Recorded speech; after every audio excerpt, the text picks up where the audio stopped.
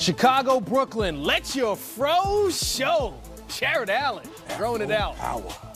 There is power in that. Yes, it is. Power dunks. You stay in the lane, you do what you do, and they share, and then when in doubt, you come rotate, you say, get that shot out of here.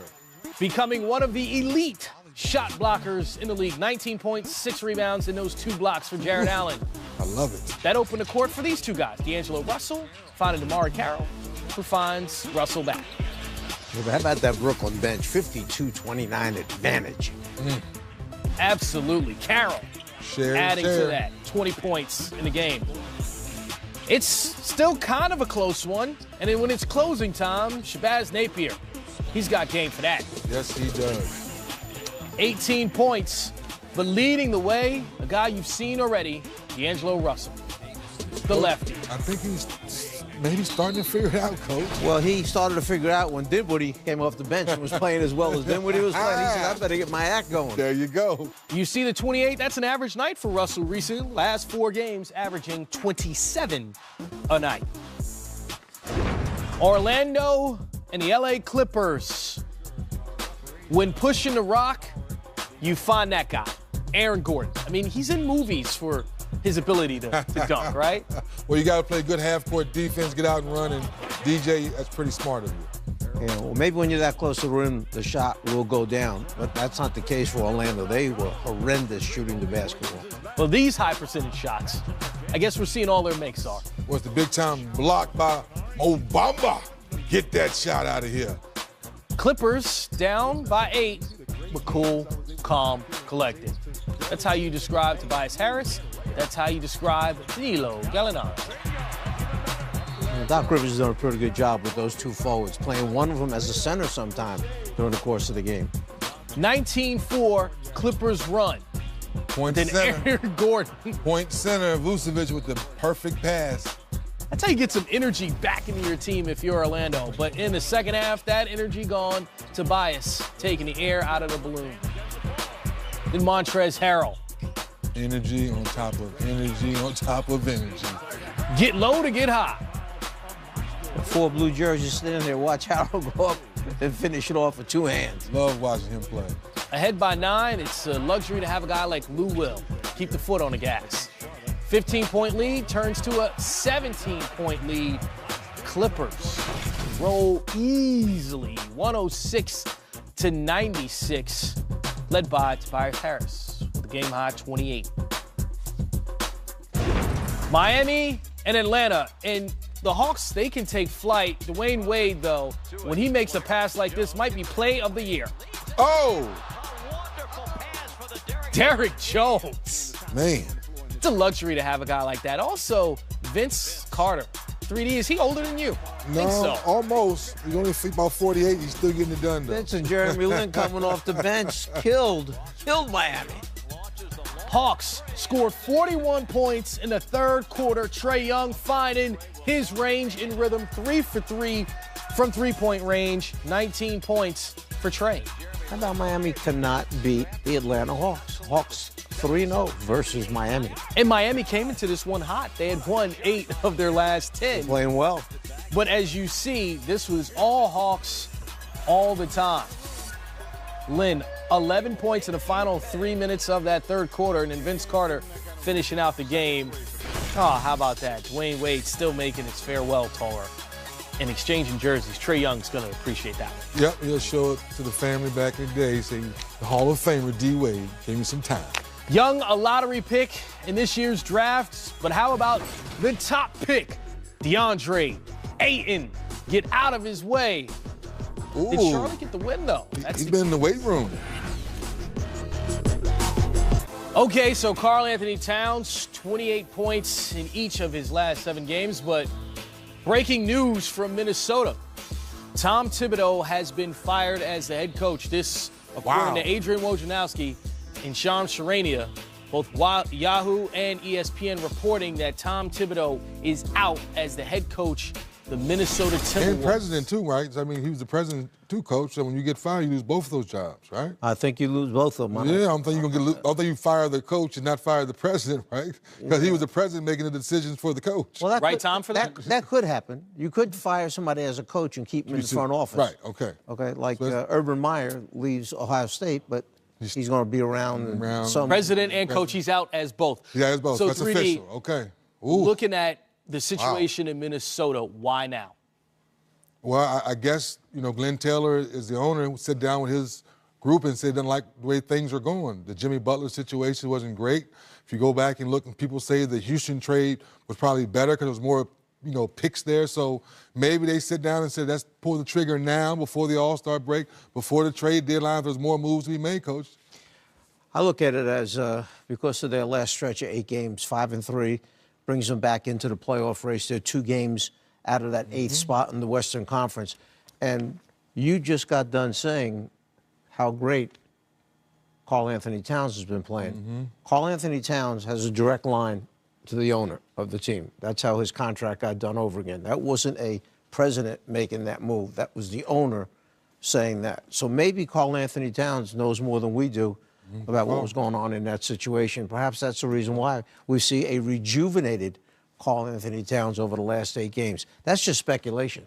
Well, again, this is reported right now. This is not official from the Minnesota Timberwolves, but if this is the case, you still have a team fighting for a playoff spot. What do they do now? How hard is it to find a head coach in the middle of a season? I doubt that you make a move like that without knowing what direction you're heading in before. Right. Is it someone that's sitting out? And there are a number of recent head coaches that were fired that are sitting around, okay, that they might turn to. Or is there somebody within the organization that they have tremendous confidence in, that the players have shown the backing for that person, and that's who you turn to try and finish out, just like happened as Tyronn Lue took over in Cleveland and wound up finishing that season and was given the job full-time after that. Yeah, in most cases, Chris, you stay within because one of those, if not all of those assistants collectively can continue to preach the system versus bringing a brand new coach in now and trying to, like to your point, last 8 games, Catman is rolling, so for a brand new coach to come in, now he has to either know the system they've been playing to kind of keep things going that way, or to your point, Coach, you're going to the top assistant you have in there. Maybe think Ed Pinckney, I think, is their top assistant right now. I was just going to say. He's been around a long time, and maybe it's an opportunity. Ed Pinckney's been around a long time, has talked to a number of teams about possibly becoming their head coach. He's been by Thibodeau's side for a long, long time, and he's kind of been the go-between between players and coaching staff. Why not give him a chance? If I think he deserves it. I think he deserves it. So it's be interesting. So apparently Ryan Saunders is reportedly going to fill in on an interim basis as the coach there in Minnesota. So when you hear that name, what's the first thing you think about, Coach? Think of his father, Flip. Yep. Okay? This young man grew up in a basketball household, and everyone who has worked with him has nothing but really good things to say about Ryan. So if that's the direction they're going in, he's going to work. He knows the game of basketball, and he obviously must be able to relate to the players because of the positions they've put him in within the organization. So if he's getting that shot, you wish him well, and we'll see the job he can do. Ryan's been around from day one, to your point, Coach, as a kid. The one short year I was there, he's always been one of those kind of kids that's related to the players. He's been with the organization. He knows where as they say, where all the bodies are buried, so to speak. So I think he can fit in right away. And I think Cat and Wiggs and all those young guys that are there now, I think they would accept it as well. More on this situation as it progresses. So we see Tom Thibodeau reportedly out as the head coach there in Minnesota. And also, American Express Halftime Report is brought to you by American Express, the official card of the NBA. Giannis and the Bucks trying to make the Raptors fear the deer. Ahead 2-0 in this series this year. But it's just a 1-point game at the break. In the first game between these two teams this season, Giannis Kawhi did not play. Second game, both kind of held under the wraps with Kawhi scoring 20, Giannis scoring 18. And in the first half tonight, Giannis with 18, Kawhi with 17. This is what we've been waiting for, these two star players scoring a lot and being effective. Well, this is definitely what you want. When you have two great players like this, you want to see them put their talents on display. You want it to be a game where both of them shine. And that's what we're getting in the first half. Giannis is playing well, Kawhi's playing well, and it's a treat. And it's one of those things you love to see. Here you have Greek Freak ISO'd one-on-one against Siakam. One-on-one, there's nothing really he can do. Siakam is long and athletic, but the Greek Freak has too much space, too much room down here. Then you see right here, getting out in transition, running, taking his time, and you know he's going to finish strong and finish right at the rim. And now he's showing the diversity in this game because now he's leading the fast break. He sees the lane, attacks that rim. So what I like about these highlights is we're seeing Giannis all over the court doing different things. Right here, this is just a grown man rebound, bully ball right after the dunk, bouncing up. And now you see him initiating the screen, goes straight to the left, gets back to that right hand. Giannis can do it all. He can finish on the break, he can lead the break, he can rebound. And the best thing about him is when he sees an area and he sees space, he attacks it immediately. And those clips are a really good example of it, but Giannis is the one who's benefiting the most. It's been an assault at the rim for Milwaukee in this first half. 28 points in the paint. They're getting right to the cup. That offensive rebound and putback, there's nobody in the lane 6'10" or bigger. They've taken advantage of the fact that Toronto is playing smaller in the absence of Jonas a little bit here.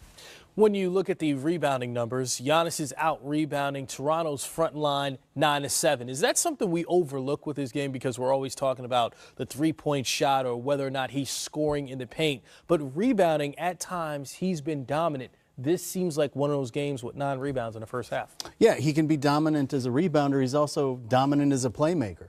I mean, it's what makes him so special. He can literally, every time he steps on the floor, offer the potential for a triple-double, and you can feed off of him if he's not scoring. And one of the big reasons for it is because he's got the ability to grab those rebounds we saw in traffic. He rebounds out of his area. He's not a guy who's a space rebounder. He's just going to be bigger than you, longer than you, and go get one. And that is a great part of his aspect of his game is because we talk about a lot of guys that are two-way players. He's a three-way player. He can score the basketball, he can defend, and then he can be a monster on the glass. He averages 13 rebounds a game. There's a lot of centers in this league playing 30 minutes or more that don't get that many rebounds. So it just tells you how diverse his game is, how many different ways he can help you win. And that's what winning is all about when we start talking about positionless basketball. When you have a guy that you can say, hey, he might can get you 40 or 50 on a given night, but if he's not scoring, he can help you defensively. Oh, and if he's not doing it defensively, he might get you 17, 18, 20 rebounds. That's what you're looking for in a star player.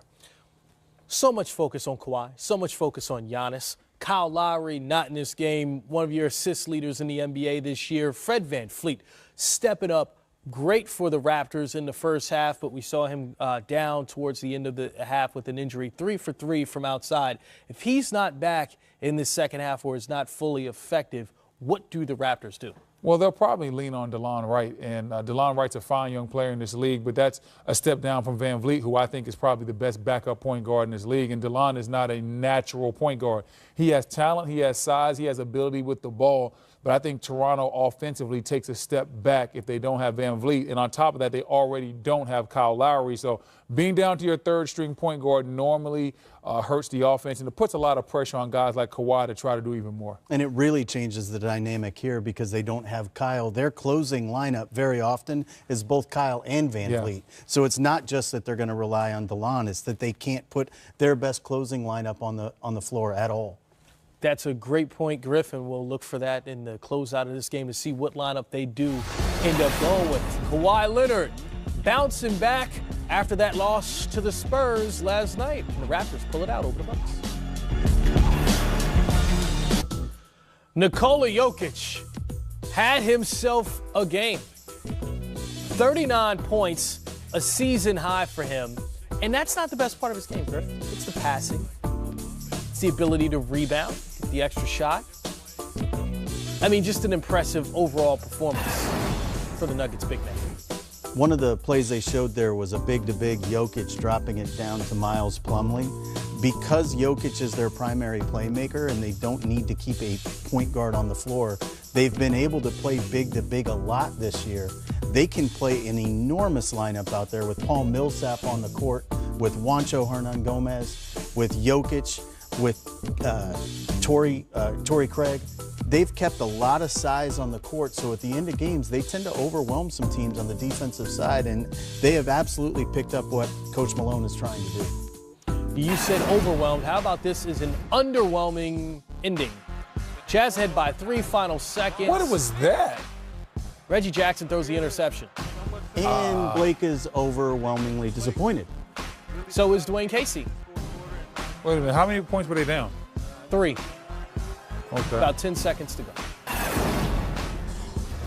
Interesting. Interesting situation. Blake Griffin, 34 points, 10 rebounds, 5 assists. Andre Drummond, 15 points, 18 rebounds. And of course, Blake Griffin did not have the ball in his hands, and he's a point forward. That's the guy you want bringing the ball up the court there, right there. It is, and again, it's another example of how badly they miss Ish Smith. They are absolutely not the same team in any way when Ish is not available to them. That's extreme talent. How do you learn how to balance a grill on your mouth? Hard. Time to double up on the dinosaurs. Sunday, right here on NBA TV, Toronto Raptors, Indiana Pacers. Game starts at 7:30, but make sure you tune in before that, 7 o'clock for the Auto Trader pregame show. And of course, the dinosaurs playing right now against the Milwaukee Bucks. They're just at the half, 1-point game with Milwaukee on top. And we're just going to circle at points in the paint there, Griff. Okay, because Raptors playing good defense in the paint, but still not able to stop what's happening. Yeah, and if Milwaukee had not uncharacteristically given away 10 turnovers in that half, they've been so good in terms of ball control. They've been really good in limiting opponents' fast break opportunities, and neither one of those were particularly good in the first half, and they're still in the position they're in. I think this sets up rather well for Milwaukee moving forward, particularly if Van Vliet can't come back. Yeah, for me, depending on who wins the second half, a lot of it's going to be determined by Van Vliet's health and availability.